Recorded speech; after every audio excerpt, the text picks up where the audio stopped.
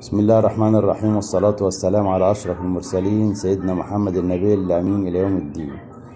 النهاردة معانا عملة الحسين ابن طلال. زي ما انتم حضراتكم شايفين على اليمين مكتوب الحسين ابن طلال، والمقابل ليها ملك المملكة الأردنية الهاشمية الملك حسين ابن طلال. طبعا الملك حسين ابن طلال مسك ملك للمملكة الأردنية الهاشمية فترة كبيرة من الزمن وهو عنده 18 سنة.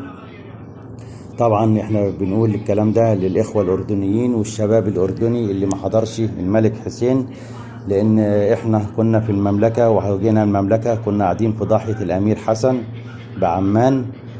طبعا ده طبعا كلام ما يخصكوش، بس احنا عاصرنا الملك حسين وزواج الملك عبد الله في الأيام دي، في أيام التسعينات، في أيام 86 85 84 كان زواج الملك عبد الله الحالي من الملكة الموجودة حاليا، أنا مش عارف اسمها طبعا.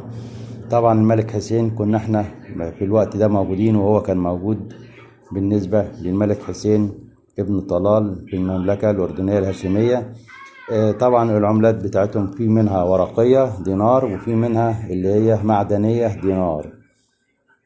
طبعا دي عملة معدنية 1 دينار، 1 دينار اهو زي ما انتم شايفين، او دينار واحد اهو.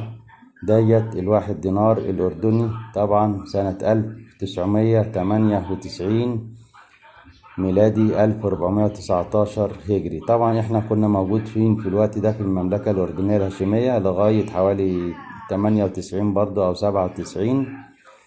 وطبعا عمل حفل زفاف كبير في شوارع عمان للملك عبد الله الحالي.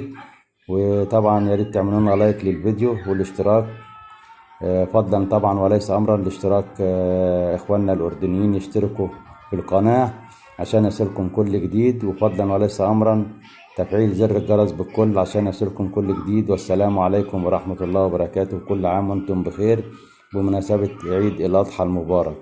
شكرا للمتابعة والاشتراك واللايك، وجزاكم الله كل خير.